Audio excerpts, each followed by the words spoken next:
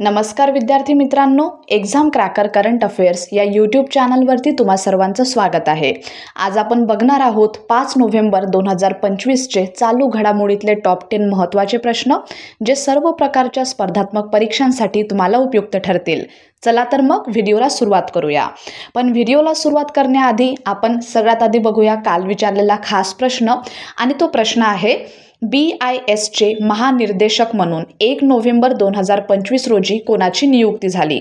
तर या प्रश्नाचं योग्य उत्तर आहे पर्याय क्रमांक A, संजय गर्ग। श्री संजय गर्ग यांनी 1 नोव्हेंबर 2025 पासून भारतीय मानक ब्युरो म्हणजेच ब्युरो ऑफ इंडियन स्टँडर्ड्स BISचे महानिर्देशक म्हणून पदभार स्वीकारला आहे। त्यांना प्रशासनातील 30 वर्षाहून अधिक अनुभव असून धोरण निर्मिती, नियोजन आणि अंमलबजावणी या क्षेत्रांमध्ये त्यांना विशेष प्रावीण्य आहे। यापूर्वी त्यांनी डेअर म्हणजेच department of agricultural research and एज्युकेशनमध्ये अतिरिक्त सचिव आणि ICAR ज्याचं लॉंग फॉर्म आहे इंडियन काउन्सिल ऑफ ॲग्रिकल्चरल रिसर्चमध्ये सचिव म्हणून कार्य केले, जिथे त्यांनी डिजिटल परिवर्तन आणि किसान सारथी पोर्टलचा विस्तार यामध्ये महत्त्वपूर्ण भूमिका बजावली। आता सुरुवात करूया आपल्याच्या टॉप 10 महत्त्वाच्या प्रश्नांना। आजचा आपला पहिला प्रश्न आहे, राष्ट्रपती द्रौपदी मुर्मू यांनी कोणत्या प्रसंगी उत्तराखंड विधानसभेला संबोधित केले? तर याचं योग्य उत्तर आहे पर्याय क्रमांक B, रौप्य महोत्सवी अधिवेशन। राष्ट्रपती द्रौपदी मुर्मू यांनी उत्तराखंड विधानसभा स्थापनेच्या रौप्य महोत्सवी म्हणजे सिल्वर जुबली अधिवेशनाला संबोधित केले आणि राज्याच्या गेल्या 25 वर्षातील प्रगतीचे कौतुक केले। उत्तराखंड विधानसभा 2 ठिकाणी कार्यरत आहे। पहिली आहे देहरादून, जी हिवाळी राजधानी आहे, आणि दुसरी आहे गैरसैंण, जी आहे उन्हाळी राजधानी। विधानसभेची एकूण सदस्य संख्या 70 आहे। सध्या उत्तराखंडचे राज्यपाल आहेत गुरमीत सिंग आणि मुख्यमंत्री आहेत पुष्कर सिंग धामी। दुसरा प्रश्न, हैदराबाद येथील DRDLचे नवीन संचालक म्हणून कोणाची नियुक्ती झाली आहे? तर या प्रश्नाचं योग्य उत्तर आहे पर्याय क्रमांक B, अंकथी राजू। प्रसिद्ध शास्त्रज्ञ अंकथी राजू यांची हैदराबाद येथील डिफेन्स रिसर्च अँड डेव्हलपमेंट लॅबोरेटरीचे संचालक म्हणून नियुक्ती करण्यात आली आहे। पूर्वी ते ARDE म्हणजेच ऑर्मामेंट रिसर्च अँड डेव्हलपमेंट एस्टॅब्लिशमेंटचे संचालक होते, जिथे त्यांनी गायडेड पिनाका आणि ATAGS म्हणजेच advanced towed artillery gun system प्रकल्पांचे नेतृत्व केले। त्यांना DRDO अग्नि एक्सलन्स अवॉर्ड आणि तेलंगणा बेस्ट सायंटिस्ट अवॉर्ड या सन्मानांनी गौरवण्यात आले आहे। प्रश्न तिसरा, कुनो आणि गांधी सागर नंतर चित्त्यांचे तिसरे निवासस्थान म्हणून कोणते अभयारण्य निवडले गेले आहे?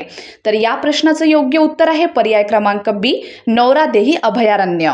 नौरादेही वन्यजीव अभयारण्य हे मध्य प्रदेशात स्थित असून सागर, दमोह आणि नरसिंहपूर जिल्ह्यांमध्ये पसरलेले आहे।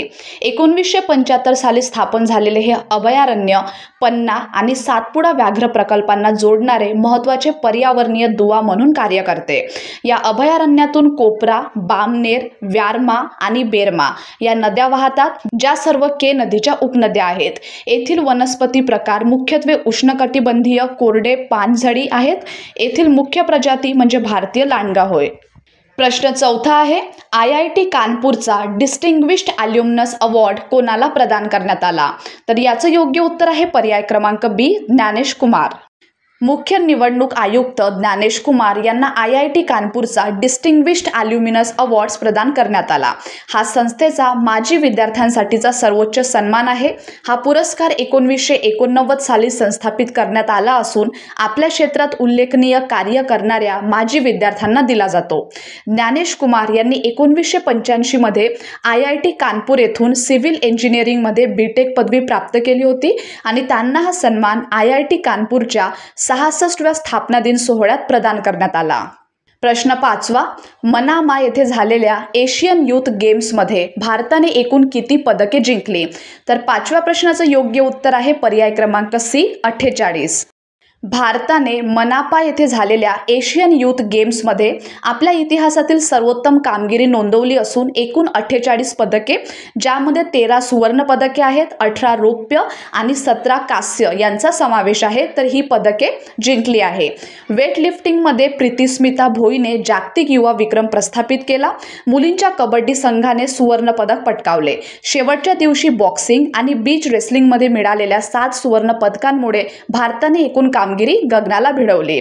या कामगिरीमुळे भारताने 2026 डकार येथे होणाऱ्या युथ ऑलिम्पिकसाठी पात्रता मिळवली आहे। प्रश्न 6 आहे, BEML आणि dredging corporation of India limited यांच्यात किती सामंजस्य करार झाले आहेत? तर याचं योग्य उत्तर आहे पर्याय क्रमांक B 3। BEML आणि dredging corporation of India limited यांनी मुंबईत झालेल्या इंडिया मॅरीटाईम वीक 2025 दरम्यान एकूण 350 कोटींच्या 3 सामंजस्य करारांवर स्वाक्षऱ्या केल्या आहेत। देशातील ड्रेजिंग क्षेत्रातील आत्मनिर्भरता वाढवणे, यामध्ये स्वदेशी सुटे भाग पुरवठा तसेच 5 कटर सक्शन ड्रेजर्सच्या डिझाईन विकासाचा समावेश आहे। BEML उपकरणांचा पुरवठा आणि देखभाल करेल आणि DCIL या उपकरणांचा वापर आणि ऑपरेशन समुद्री व अंतर्देशीय प्रकल्पांमध्ये करेल। प्रश्न 7 आहे, खाबारोस्क नावाची आण्विक पाणबुडी कोणत्या देशाने प्रक्षेपित केली? तर 7व्या प्रश्नाचं योग्य उत्तर आहे पर्याय क्रमांक C रशिया। रशियाने 1 नोव्हेंबर रोजी खाबारोस्क नावाची आण्विक पाणबुडी यशस्वीपणे प्रक्षेपित केली। ही पाणबुडी पोसेडॉन अंडर वॉटर ड्रोन वाहून नेण्यासाठी डिझाईन करण्यात आली असून रशियाच्या नौदलाच्या रणनीतिक हल्ला क्षमतेत मोठी वाढ घडवते। पोसेडॉन ही एक आण्विक शक्तीवर चालणारी टॉपेर्डो असून तिची मारक क्षमता हजारो किलोमीटर आहे आणि सुमारे 2 मेगाटन इतकी विध्वंसक शक्ती असल्याचे सांगितले जाते। ती रेडिओ ॲक्टिव्ह सुनामी निर्माण करण्याची क्षमता असल्याचा दावा केला जातो। या क्षमतेमुळे रशियाचा सामरिक प्रतिबंधक प्रभाव प्रबळ झाला असला तरी या प्रणालीमुळे आंतरराष्ट्रीय तणाव, सागरी नेव्हिगेशन आणि ऑपरेशनल सुरक्षेचे गंभीर आव्हान निर्माण झाले आहे। ही पाणबुडी सेव्मा शिपयार्ड सेव्हेरोडोस्क येथे प्रक्षेपित करण्यात आली। 8वा प्रश्न आहे, 4 नोव्हेंबर रोजी कोणत्या भारतीय स्वातंत्र्य सेनानींची जयंती साजरी केली जाते? तर 8व्या प्रश्नाचं योग्य उत्तर आहे पर्याय क्रमांक B वासुदेव बळवंत फडके। भारतातील सशस्त्र स्वातंत्र्य लढ्याचे जनक म्हणून ओळखले जाणारे वासुदेव बळवंत फडके यांनी 19व्या शतकात ब्रिटिश सत्तेविरुद्ध सशस्त्र उठावाचे नेतृत्व केले। या लढ्यात रामोशी समाजाचे मोलाचे योगदान होते। ते चित्पावन ब्राह्मण होते आणि त्यांनी ऐक्यवर्धिनी या संघटनेच्या माध्यमातून विविध जातींना एकत्र आणून गनिमी काव्याच्या तत्वावर आधारित लढा उभारला। न्यायमूर्ती महादेव गोविंद रानडे यांच्या विचारांनी प्रेरित होऊन त्यांनी पुना नेटिव्ह इन्स्टिट्यूशनची स्थापना केली आणि दत्त महात्म्य हे ग्रंथलेखन केले। 9वा प्रश्न आहे, डिजिटल इंडिया कॉर्पोरेशनचे MD आणि CEO म्हणून कोणाचा कार्यकाळ वाढवण्यात आला आहे? तर या प्रश्नाचं योग्य उत्तर आहे पर्याय क्रमांक B नंदकुमारम। कॅबिनेट नियुक्ती समितीने नंदकुमारम यांना डिजिटल इंडिया कॉर्पोरेशनचे व्यवस्थापकीय संचालक आणि मुख्य कार्यकारी अधिकारी म्हणून अतिरिक्त कार्यभार वाढविण्यास मंजुरी दिली आहे। त्यांचा कार्यकाळ 9 जुलै 2025 पासून पुढील 6 महिन्यांसाठी किंवा नियमित नियुक्ती होईपर्यंत वाढवण्यात आला आहे। ते सध्या नॅशनल ई-गव्हर्नन्स डिव्हिजनचे अध्यक्ष आणि मुख्य कार्यकारी अधिकारी म्हणूनही कार्यरत आहेत। डिजिटल इंडिया कॉर्पोरेशन हे इलेक्ट्रॉनिक्स आणि माहिती तंत्रज्ञान मंत्रालय अंतर्गत कार्यरत असून देशातील डिजिटल सक्षमीकरण आणि ई-गव्हर्नन्स उपक्रमांना गती देते। आणि आजचा आपला शेवटचा प्रश्न आहे, reimagining agriculture a road map for frontier technology led transformation हा अहवाल कोणत्या संस्थेने प्रकाशित केला? तर याचं योग्य उत्तर आहे पर्याय क्रमांक B नीती आयोग। नीती आयोगाने reimagining agriculture a road map for frontier technology led transformation हा अहवाल प्रकाशित केला आहे, ज्याचा उद्देश कृत्रिम बुद्धिमत्ता आणि अत्याधुनिक तंत्रज्ञानाच्या माध्यमातून शेतीचे आधुनिकीकरण साध्य करणे हा आहे। या अहवालात हवामान प्रतिरोधक बियाणे, डिजिटल ट्विन्स, प्रिसिजन ॲग्रिकल्चर आणि एजेंटिक AIचा वापर करून उत्पादकता, शाश्वतता आणि शेतकऱ्यांचे उत्पन्न वाढविण्याचा आराखडा मांडण्यात आला आहे।